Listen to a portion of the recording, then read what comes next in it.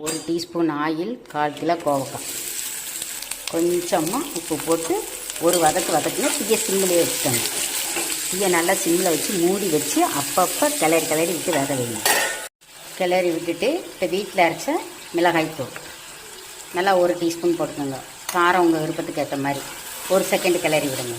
நல்லா கிளறி வச்சு உப்பு காரம் செக் பண்ணிக்கோங்க. இப்போ திருப்பியும் மூடி வச்சு அப்பப்போ கிளறுங்க. உங்களுக்கு வேகாத மாதிரி தெரிஞ்சால் லைட்டாக தண்ணி தெளிச்சுக்கலாம், அவ்வளோதான். காய் வெந்ததுக்கப்புறமும் நல்லா இப்படி கிளறி விடணும். அப்பப்போ அப்படியே விட்டிங்கன்னா மசாலா பரம் அப்படியே ஒட்டிக்கிறோம். இந்த மாதிரி நல்லா பரவலாக தீயை சிம்மில் வச்சு திறந்து வச்சு வைங்க. ஃபஸ்ட்டு மூடி வச்சு வைக்கணும், அதுக்கப்புறம் திறந்து. இப்போ பாருங்க, இப்படி வச்சிட்டிங்கன்னா நல்லா இருக்கும், சாப்பிட்றதுக்கு டேஸ்ட் சூப்பராக இருக்கும்.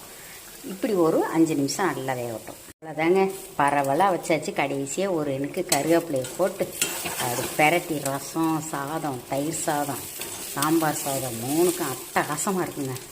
ட்ரை பண்ணி பார்த்துட்டு எனக்கு எப்படி இருந்துச்சுன்னு சொல்லுங்கள். தேங்க்யூ.